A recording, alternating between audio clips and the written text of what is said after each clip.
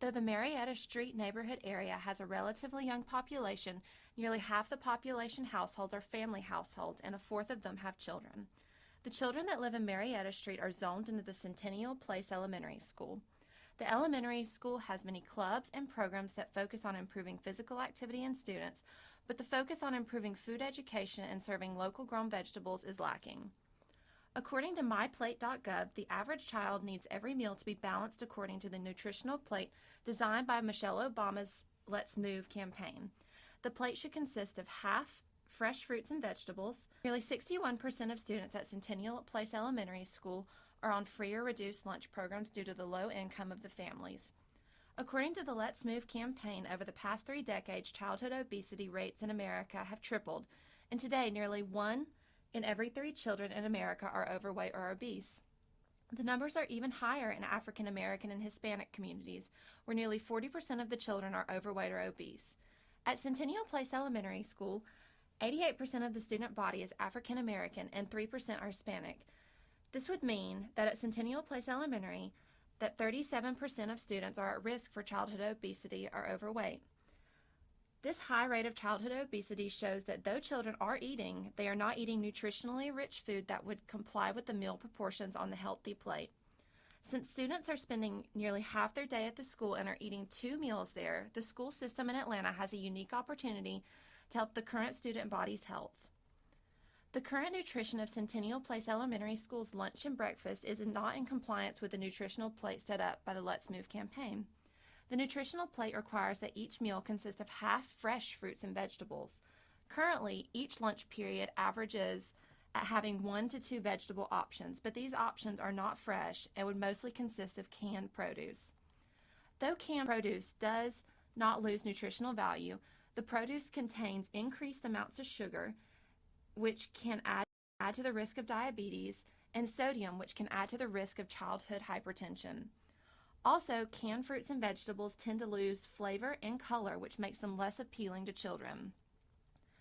Centennial Place Elementary's problems include the reliance on students on free or reduced lunches, the rise in obesity in students due to improper nutrition, lack of fresh fruits and vegetables, lack of student and parent education, and funding for food education and fresh lunch. Jefferson Academy in Jefferson, Georgia has similar problems. They have begun to alleviate the problems facing them. This garden is set up behind the playgrounds in a rectangular space with rows of fruits and vegetable plants. For a portion of their science class each day, teachers take turns teaching students where fruits and vegetables come from and how to produce them. In interviewing Julie Wilson, a garden instructor, when she was asked, how has the garden helped the students, she responded that it helps the students understand where real food comes from and makes them want to eat the food that they grow. Before we started growing vegetables, the kids would never eat the vegetables that the school provided at lunch, but now they will try just about anything. A garden in the school has the potential to both educate the students on healthy food and also provide essential exercise time during the day. Designing the garden is the most essential part of the process because we wish to engage the students, promote independence with gardens, and also give teachers the ability to supervise properly. We want the garden to have an interesting design that would help entice the students and make them want to explore it. We propose that the garden be broken into a circular pod form that could be assembled and disassembled easy based on the needs of the year. The circular design entices a sense of community with the students. The pod garden formations would allow for the students to have their own individual section to grow a fruit or vegetable of their choice. The pod would be made out of recycled plastic that would be raised slightly off the ground to accommodate soil without creating a permanent structure. In the center of the garden would be a raised platform for the instructor to stand and have the ability to easily supervise and maintain safety.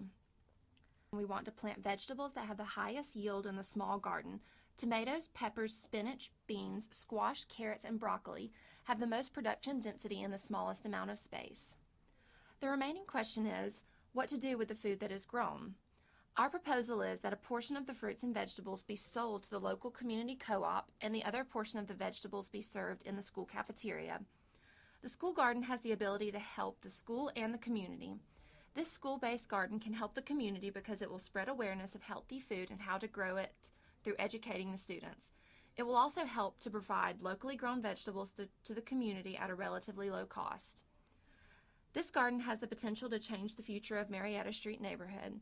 By teaching students about healthy nutrition and giving them the technical skills on how to build a garden, the garden within the school could influence future populations to build gardens out in the community. This could potentially set up a new trend of healthy nutrition and locally grown produce.